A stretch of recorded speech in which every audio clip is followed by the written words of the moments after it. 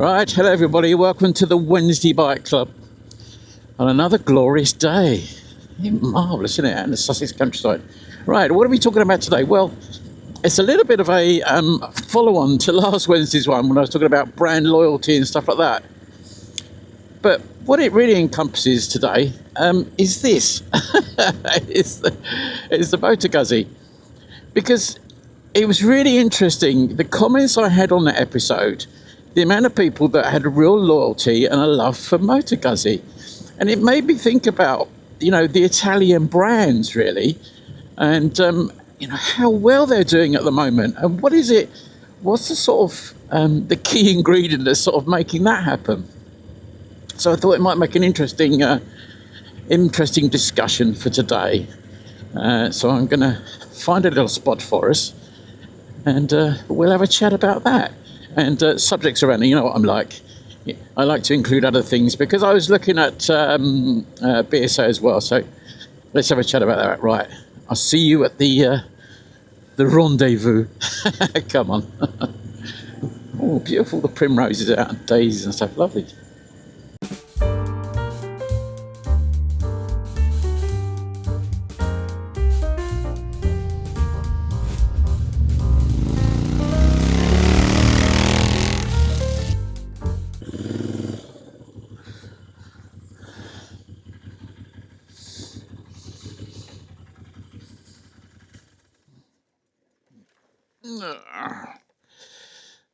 Yep, we're at the Sussex bench. Beautiful. What a beautiful day. Right, hello then, friends. So, yes. So as I said, a bit of a follow-on really from last Wednesday's episode with this sort of brand loyalty. But what I had, interestingly, on a lot of the comments was about Moto Guzzi and what is such a big fan base they seem to have. And it made me look into, why, because we've got obviously Moto Guzzi now, they're just about to open their new factory. I think they're actually opening, haven't they? But they're going to do like an official opening later this year in the summer. Because I've heard of a lot of people, looking to go down to the factory on the big opening and all the rest of it. And you think, well, that's a big investment. And you think, well, what makes companies like Moto Guzzi do so well? What's their secret? And it made me look at other companies, Italian companies or bike companies in particular. If you look at Ducati are having their sort of best few years, aren't they? The massive success of the Multistrada is one of the best-selling bikes, isn't it? Their sports bikes range, those fabulous things like the Panigale and all the rest of it. And I thought, well, when you look at the size of each of those companies, Moto Guzzi, they're manufacturing something like 10, 11, 12,000 bikes a year. And I think last year was their best sales ever. And you think, well, how many sort of bikes are Moto Guzzi making? Well, they have their adventure bikes. They got their VT85, which I think is a phenomenal piece of kit. They have the V7, which has been their best-selling bike, I think, in Europe for quite some time. And it's huge in Europe, the V7. It's a really, really popular bike. And some of that's down to the cost. It's not a hugely expensive bike, is it, in the marketplace? But you've got those other sort of bigger tourers, sort of sports tourers and bikes like that.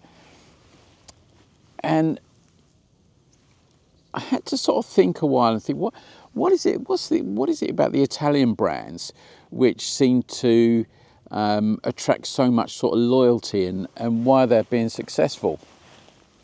Because when you think of Italian automotive, let's say, the problem with us in the UK, we never really get quite past the problems with Lancia, do we? And the cars that just sort of rusted away in front of your eyes and all that sort of stuff. And we think of the Italian stuff to be quite fragile, I think. And some of that is rightly so, I suppose.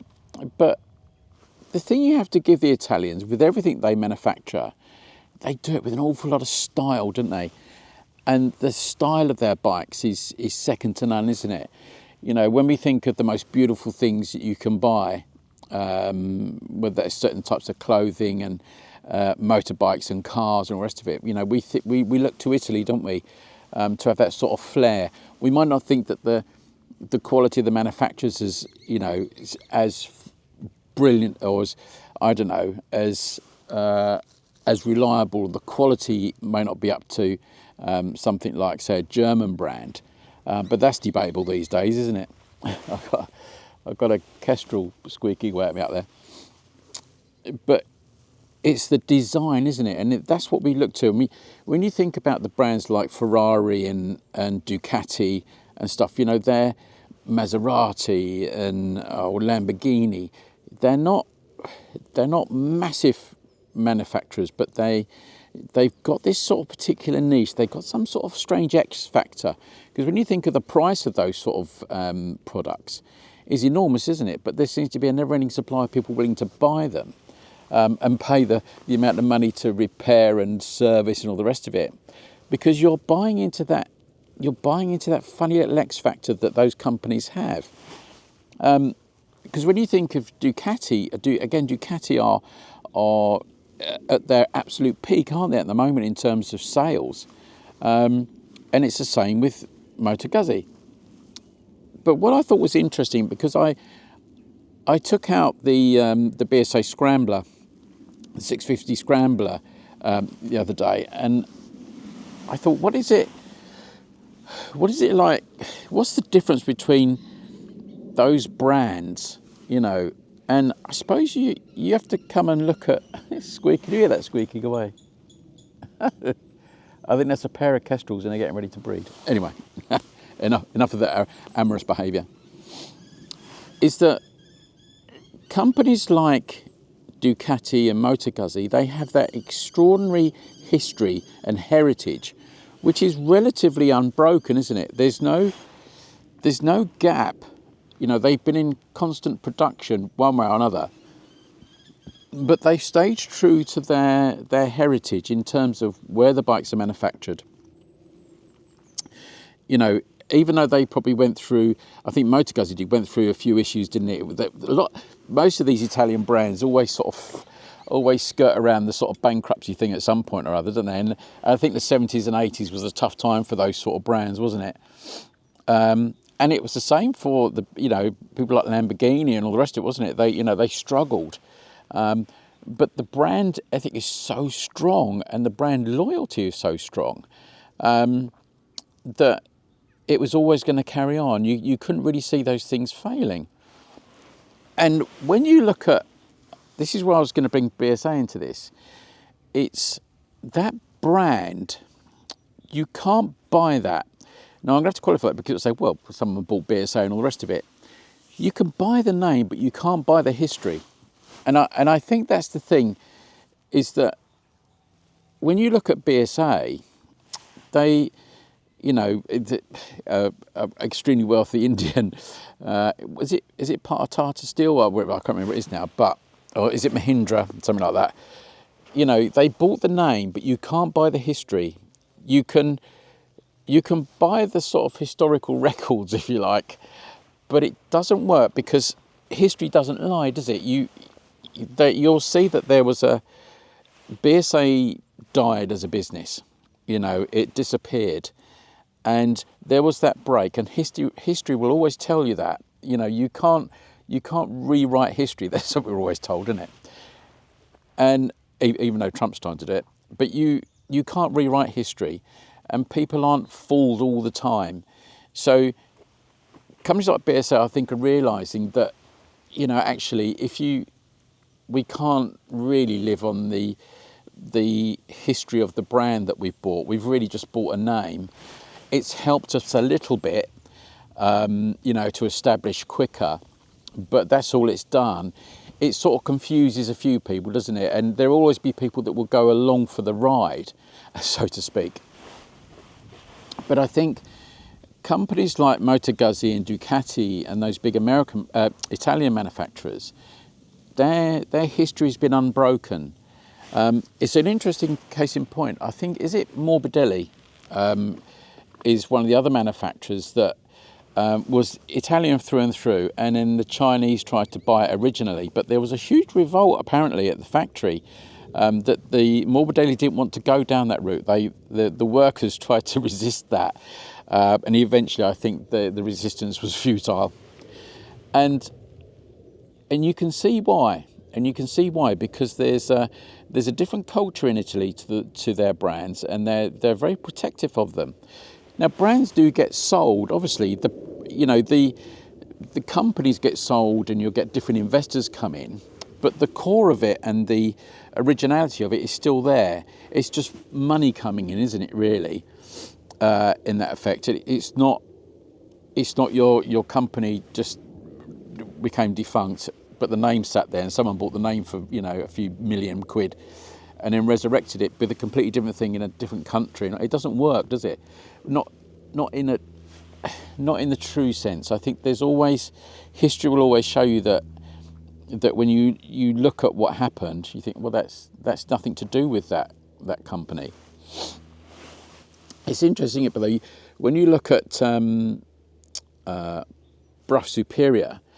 Now, Brough was the name was bought, wasn't it, really? But the company had been defunct for donkey's years.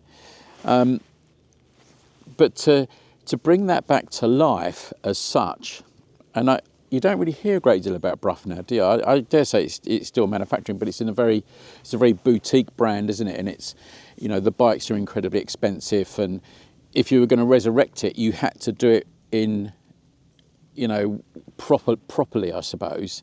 You had to have a big nod to the past, but you had to have some very distinguishing features to it, like the engines and all the rest of it. You couldn't have bought Brough Superior back and stuck a 50 quid Chinese copy of a Suzuki 125 GN engine in it, could you? It just wouldn't work, would it? That would just be a complete waste of money. And I just think the Italians seem to do stuff which nobody else does.